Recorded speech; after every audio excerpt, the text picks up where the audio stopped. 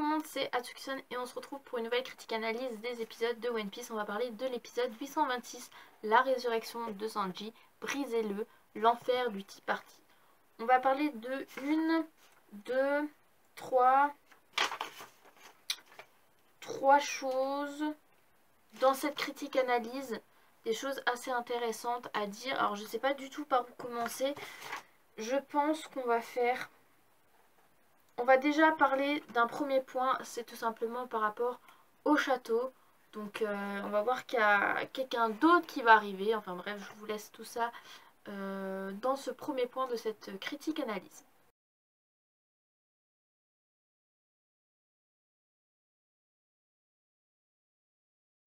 Au château, on voit une autre personne de la famille Charlotte qui arrive. C'est tout simplement le troisième fils de la famille Charlotte, ministre des haricots, Daifuku.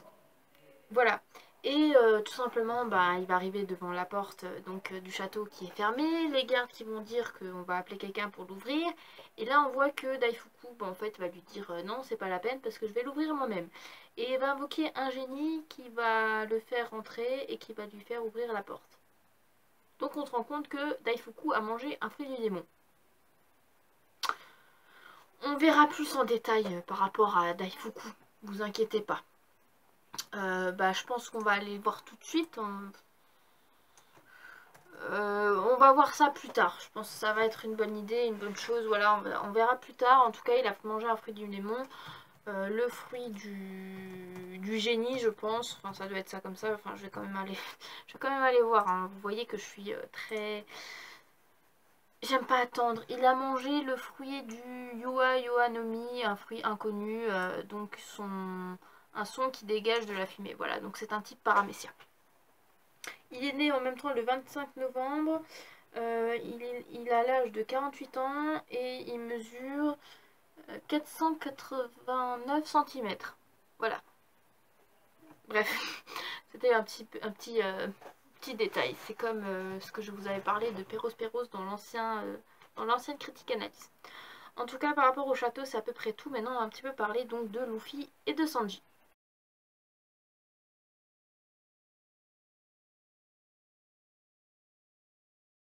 Concernant Luffy et Sanji, donc maintenant que tout ça est passé, que leurs petites disputes sont passées, que du coup Luffy a décidé donc de sauver la famille Vismog pour que du coup il puisse partir tranquille.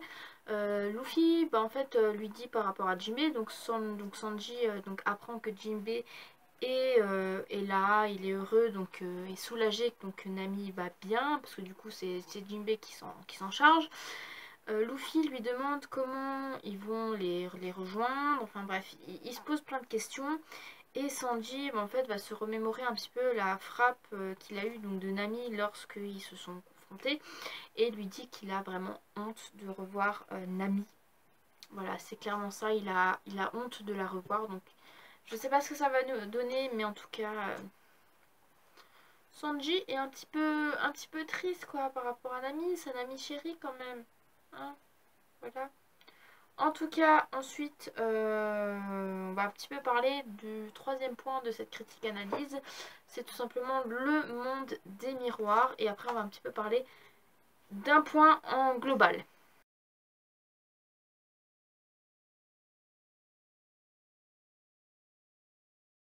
Dans le monde des miroirs, ils sont en train tous de chercher en fait un bout de miroir brisé sur le lieu du rendez-vous. Parce qu'en fait, lorsque Nami et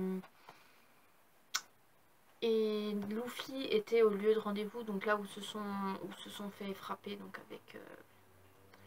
avec Sanji. Nami avait parlé à Chopper par un miroir qui en fait s'est fait briser sur Kimbo. Donc du coup, en fait, ils vont essayer de le chercher et on a trouvé un petit bout et donc va essayer. Et c'est là que rejoint une partie en global, c'est tout simplement une communication entre Sanji Luffy et les Mugiwara, enfin le reste des Mugiwara.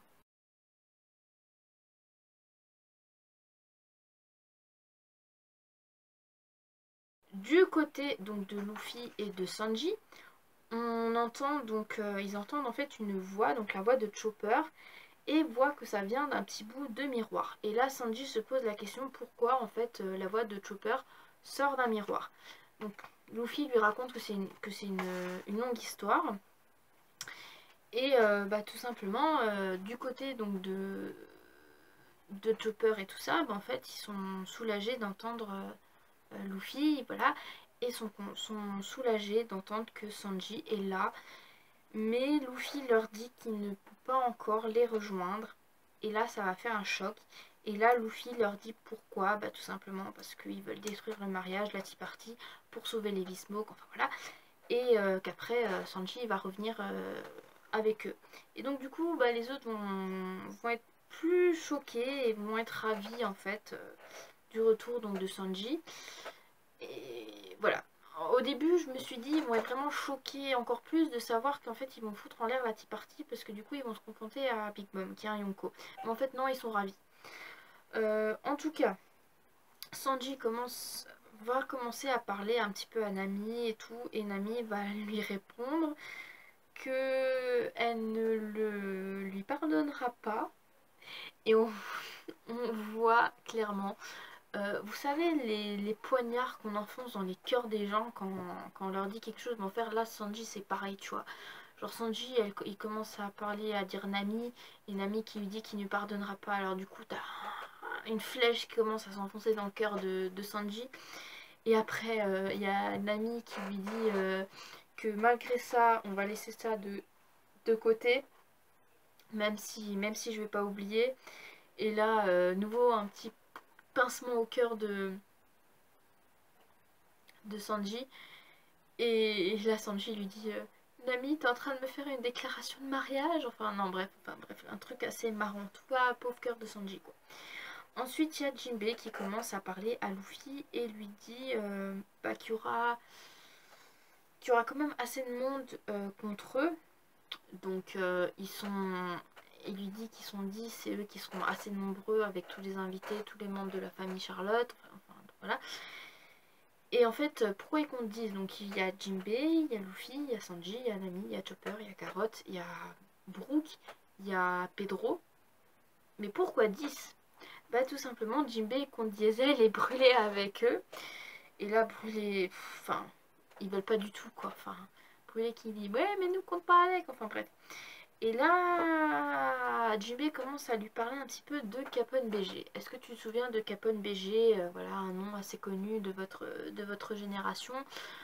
Vous savez, quand il y a eu avec Trafalgar Law, euh,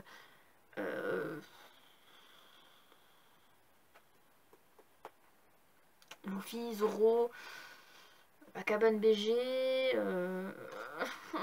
je me souviens plus des noms. Euh, putain. Killer. Qui on a encore? Ouais, les Supernovas. Euh, Jerly Bonnet. On a encore Basile, Hakim, X-Drake, U-Rouge, Apu. Et le dernier. Putain, je pète un câble. Mais merde. Eustache Kid. Voilà. C'est le dernier que je voulais trouver. Et du coup, qu'il y avait Capone BG avec eux. Et que en fait il va un petit peu lui raconter son passé, comme quoi lorsqu'il était plus jeune il s'est fait connaître en tant que tueur à gages, qu'il aimait bien blesser et tuer les êtres vivants sans défense, et en les regardant s'affaiblir, puis après il a commencé à vouloir tuer les chefs des gangs ennemis, puis encore après les capitaines donc des grands groupes de pirates bien connu, et qu'après en fait il s'est infiltré donc dans des alliances avec les grands pirates, donc Big Mom, pour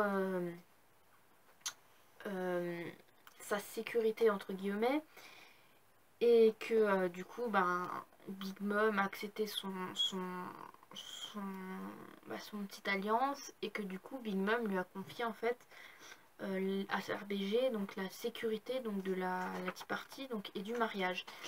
Et du coup il lui dit que ça peut faire un très bon allié sans que la famille Charlotte ne leur barre la route. Je sais pas si vous voyez un petit peu le délire. Et là, il lui dit que, en fait, qu'il veut tuer aussi que lui, il veut tuer Big Mom. C'est pour ça qu'il a rejoint son groupe. Et il lui parle aussi donc de Pecoms, que Capone l'a capturé, que pour qu'il survive, il voulait qu'il fasse partie donc de son alliance pour tuer Big Mom, mais que lui, il a refusé. Donc du coup, que Capone BG, lui, lui tira dessus et lui le fout à l'eau avec les eaux remplies de requins, mais que du coup il a été sauvé donc par son équipage, donc les hommes poissons, dont Aladin, je sais pas comment vous prononcez ça, qui est lui le mari donc de Praline, qui est une des filles donc de Big Mom, et que donc ils l'ont vu pour le sauver à temps. Et Jinbei lui parle à Luffy donc de son principale idée, c'est si Luffy veut vraiment faire de Capone BG son ennemi, parce que lorsqu'il a parlé donc de ce qu'il a fait à Pecos, Luffy voulait lui faire payer et lui dit quel enfoiré quoi, clairement. Et suite à cette déclaration donc de JB, s'il veut vraiment que Luffy devienne l'ennemi donc de Capone, en fait ils vont un petit peu se demander pourquoi. Et là il y a tout simplement Jinbei qui lui dit s'il rejoint BG, ça pourra peut-être sauver la famille Vismo, ça sera peut-être plus facile. Et là il y a tout le monde qui est choqué, Sanji et idem.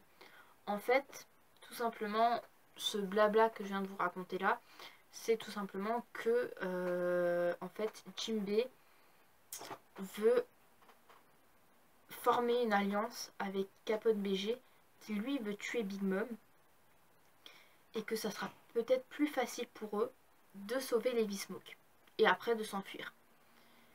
Donc en gros c'est le gros, ça va faire un, je pense que ça va les faire réfléchir, surtout Luffy. Est-ce que Luffy va accepter donc de rejoindre, de faire une alliance avec Capone BG?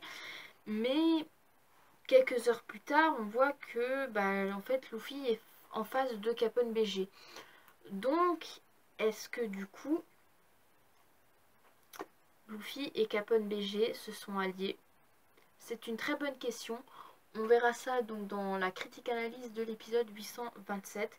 Je n'ai pas encore vu l'épisode. Je me suis quand même mis à fond pendant un certain temps, mais je n'ai pas tout vu. Donc là, du coup, j'ai fait mon gros planning.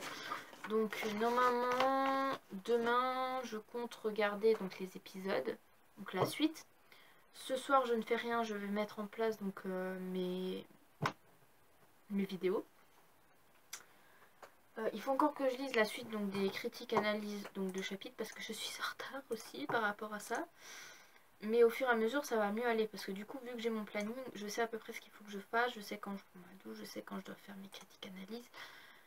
Mais après ça va être un petit peu, voilà, ils sont déjà allés au chapitre 802 et moi je suis arrivée au chapitre 898. Donc j'ai quand même à peu près 1, 2, 3, 4, 5 chapitres à faire. Ça va être long. Mais bon, en tout cas, j'ai fait mon planning. Je sais quand est-ce que je dois tourner mes vidéos. Je sais quand je dois faire ça. Donc là, voilà. Je pense que ce soir, je vais quand même peut-être me regarder une petite vidéo. En tout cas, je sais pas.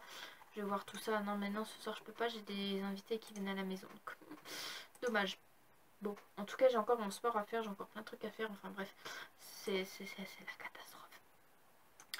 Donc voilà, écoutez, j'espère donc que cette critique analyse donc de cet épisode vous aura plu. Je pense qu'on en saura plus par rapport à une certaine alliance entre Capone BG et Luffy.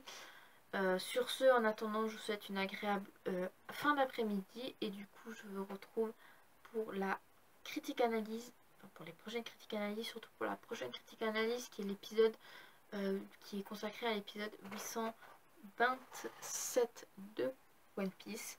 Donc en attendant, je vous souhaite une agréable fin d'après-midi et je vous dis à la prochaine. Allez, salut mes Nakama!